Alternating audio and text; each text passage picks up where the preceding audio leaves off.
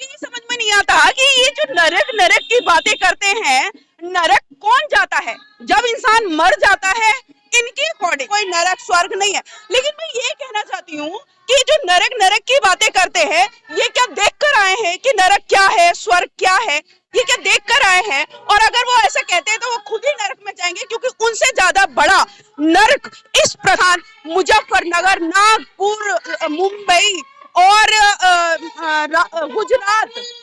गुजरात, सहारनपुर, मेरठ, लखनऊ, ये सारे में बाबा साहेब की 22 प्रतिज्ञाओं का। इस न्यूज चैनल पर जो भी वक्ता ने कहा वो उसकी अपनी राय है, जिसकी पुष्टि नेशन न्यूज इंडिया नहीं करता। धन्यवाद।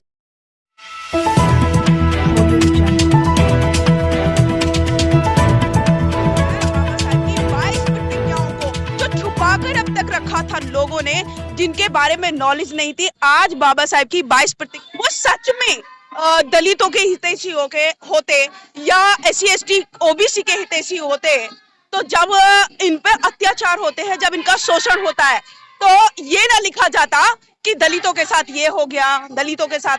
उस टाइम पे हिंदू धर्म कहाँ चला जाता है, मुझे ये समझ में नहीं आता। तो ये सिर्फ जो दिखावा चल रहा है, वो एक राजनीतिक फंडा है, वोट लेने का एक जरिया है। वोट का अधिकार बाबा साहेब ने गोलमेज सम्मेलन से बड़ी मुश्किलों से हमको दिलाया, और जब वोट का अधिकार हमको दिला दिया तो उन्होंने डबल वोट का अधिकार दिलाया। और ये लोग जो मनुवादी लोग हैं, यहाँ तक कि गांधी, नेहरू, पटेल, ये सारे के सारे इन्होंने अनशन किया और अनशन करके हमारा डबल वोट का अधिकार छीन लिया। अदरवाइज हम बहुत पहले, यानी कि बाबा साहेब अंबेडकर जी हमको बहुत पहले इस देश का शासक बनाकर चले गए होते, लेकिन इन्होंने जालसाजी से करके हमारा डबल वोट का अधिकार छीन कर आरक्षण के नाम पर कुछ चीज दे दिया। और उसी आरक्षण पे ये लोग उंगलियां उठाते हैं, कहते हैं कि आरक्षण है इनके पास, हमें नहीं चाहिए आरक्षण, हमें हमारा डबल वोट का अधिकार दे दीजिए, आप अपने आरक्षण को संभालिए, हमको नहीं चाहिए ये आरक्षण। जी, आगे ये जो नरक नरक की बातें करते हैं, नरक कौन जाता है? जब इंसान मर जाता है, इनके अकॉर्डिंग। हमारे में तो नरक स्वर्ग कुछ होता ही नहीं है ना, हमारे में तो, हम जो बौद्धिस्ट का जो धर्म है उसमें तो कोई नरक स्वर्ग नहीं है। लेकिन मैं ये कहना चाहती हूँ कि जो नरक नरक की बातें करते हैं, ये क्या देख कर आए हैं कि नरक क्या है, स्वर्ग क्या है? ये क्या देख कर आए हैं? और अगर वो ऐसा कहते हैं तो वो खुद ही नरक में जाएंगे, क्योंकि उनसे ज्यादा बड़ा नरक इस पृथ्वी पर कोई नहीं फैला रहा। जो भी जितने भी ये बाबा है, जितने भी ये कथावाचक है, सबसे ज्यादा अगर नरक कोई फैला रहा है इस धरती पर, तो यही लोग हैं। और इन्हीं लोगों को मैं कहती हूँ, इन लोगों को बिल्कुल बंद कर देना चाहिए, इनके धंधे को बिल्कुल बंद कर देना चाहिए। और ये जो ना केवल महिलाओं का, क्योंकि मैक्सिमम आपने देखा होगा इनकी जगहों पर महिलाएं होंगी, और महिलाओं का ना केवल ये आर्थिक रूप से शोषण कर रहे हैं, बल्कि ये शारीरिक रूप से भी महिलाओं का शोषण कर रहे हैं। जाते क्यों? इनके जो हॉल बहुत भरा रहता है और काफी पैसा भी देते हैं इन लोगों को। एक्चुअली क्या है कि इन लोगों को नॉलेज नहीं है, इन लोगों को ज्ञान नहीं है, और इस देश में क्योंकि अंधविश्वास पाखंड तो फैल ही रहा है, लेकिन गरीबी और बेरोजगारी ये बहुत बड़ी समस्या है।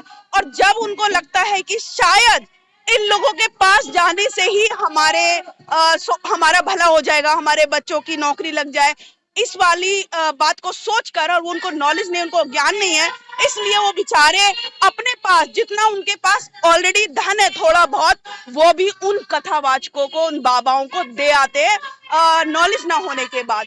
क्योंकि देखिए, इस देश में आपने देखा होगा कि मैक्सिमम लोग इस आज के दौर में अगर देखा जाए तो GDP कितनी डाउन हो चुकी है ना, बेरोजगारी फैल चुकी है, सरकारी ऑर्गेनाइजेशन को सबको प्राइवेट कर दिया गया है। तो ये सारी चीजें, भूखमरी, मतलब मैं कह सकती हूँ कि रेशियो के अगर देखा जाए तो 20 करोड़ से भी ज्यादा लोग जो है भूखे सोते हैं, जिनको अब उनको लगता है कि शायद हमारा इन कथावाचकों की वजह से या कुछ उपाय करके हमारा भला हो जाएगा, इसलिए वो बेचारे भोले भाले लोग इनकी बातों में आ जाते हैं और अपने पास का धन भी इनको दे आते हैं। देश के अंदर जिस तेजी से जो है लोग धर्मांतरण की तरफ जा रहे हैं, क्या भारत बौद्ध में बन पाएगा? बाबा साहब का सपना साकार हो पाएगा इस देश के अंदर? 100%। इस देश में बाबा साहेब की जो सपना है भारत को बौद्ध में बनाने का, वो शुरू हो चुका है।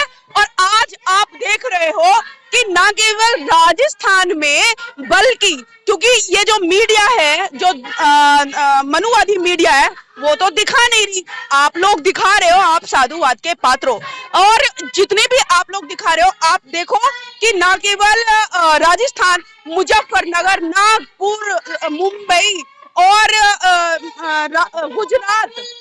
गुजरात, सहारनपुर, मेरठ, लखनऊ, ये सारे में बाबा साहेब की 22 प्रतिज्ञाओं का प्रचार हो रहा है। और बाबा साहेब की 22 प्रतिज्ञाओं को जो छुपाकर अब तक रखा था लोगों ने, जिनके बारे में नॉलेज नहीं थी, आज बाबा साहेब की 22 प्रतिज्ञाओं का पता चल गया और धीरे धीरे लोग उस बात को अपना रहे हैं। क्योंकि बाबा साहेब कहते हैं कि मेरी जय जयकार करने से, मेरी मूर्ति लगाने से आपको कुछ नहीं मिलेगा, मेरे बताए हुए मार्ग पर आप चलोगे तब आपका भला होगा। तो बाबा साहेब ने हमको 15 अक्टूबर 1956 को जो 22 आदेश दिए, 22 प्रतिज्ञाएं दी, उन 22 प्रतिज्ञाओं का देश में के कोने कोने में, देश के कोने कोने में अपनाया जा रहा है। और ये बहुत अच्छी पहल है। और ये जो 21वीं सदी है, ये 100% बौद्ध में होगी। अच्छा, जो राजस्थान में जो हुआ है, दुर्गा पूजा में दलितों को पीटा, उसके बाद उन्होंने धर्म अपनाया, बौद्ध धर्म।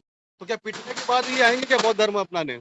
एक्चुअली क्या है कि लोगों को, मैंने अभी बोला ना कि ज्ञान की बड़ी कमी है, लेकिन धीरे धीरे जो मनुवादी उन पे अत्याचार कर रहे हैं, ये भी एक अच्छा संकेत मैं इसको मानती हूँ कि करते रहो आप अत्याचार, लोग समझते रहेंगे, हमको कुछ करने की जरूरत नहीं है, आप ही प्रचार प्रसार कर रहे हो और आपकी वजह से ही ये देश जो है बौद्ध में बनेगा।